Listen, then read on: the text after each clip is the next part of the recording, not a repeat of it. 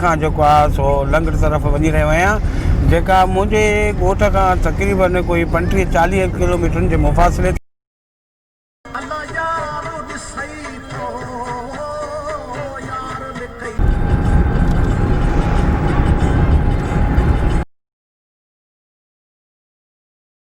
तव्हां ॾिसी रहिया आहियो लंग ढंढ ते मां हिन वक़्तु मौजूदु आहियां। हीउ जेको रेस्ट हाउस आहे उनजे भर में बीठो आहियां ऐं हीउ जेको लंग ढंढ आहे उन में हीउ पखी बि छा पियल आहिनि, उहो सिंध हुकूमत पाक जिस्म जे तरफ़ खां आहे ऐं जेको आहे मां उन जाइ ते मौजूदु आहियां।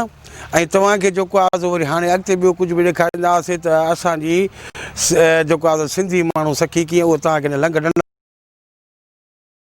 नाज़रीन, हिन वक़्तु मां लंग ढंढ जे रेस्ट हाउस जिथे जनाब ज़ुल्फ़कार अली भुट्टो प्रेमियर्स पाकिस्तान जेको हिते ईंदो हुयो, जंहिं हीअ बिल्डिंग उन तामीर कराई 1972 में 14 तहत जेको आहे सो हिन तामीर कई, जंहिंमें झंगली जानवरनि जीतनि ऐं पखियुनि जे लाइ जेको आहे सो हुन हीउ ईजाद करायो हुयो। इन जे करे हीउ पाण हिते हिफ़ाज़त तौर बि पाण अची रहंदो बि हुयो ऐं उन्हनि जे लाइ जीतनि जे लाइ सार संभाल जे लाइ बि रहंदो हुयो, जंहिंमें ज़ुल्फ़कार अली भुट्टो साहिब जी उहो हीअ तस्वीर अथव। हीअ ज़ुल्फ़कार अली भुट्टो साहिबु आहे, हीअ जनाब ज़ुल्फ़कार अली भुट्टो साहिबु आहे जेको लंग ढंढ ते ईंदड़ हुयो ऐं हिन वक़्तु वीचारो पंहिंजे असली पखी आहिनि। हीअ पखी अॼुकल्ह हिते अचनि था, मौजूदु आहिनि। हीअ पखी अॼुकल्ह हिते मौजूदु आहिनि, लंग ढंढ ते मौजूदु आहिनि, पर उन्हनि में हीअ शयूं मौजूदु कोन आहिनि।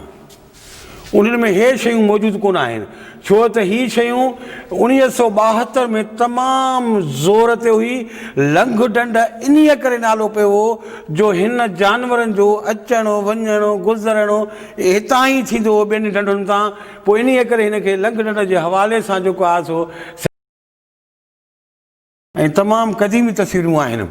उन खां बाद में दोस्तो जेको आहे असांजो मुश्तबा ख़ान इसरान ऐं ग़ुलाम मदूद ख़ान इसरान, हीअ जेके बि आहिनि हिते सफ़ीर आहिनि, जेके सऊदी अरब खां ऐं पंहिंजो दुबई खां ईंदा हुया, हिन लंग ढंढ ते ईंदड़ हुया। हिते शौक़ शिकार हिननि जे आॾो जेके आहिनि सो पखी पिया अथव, हीअ पखी जेके उन मारे ऐं खाईंदा।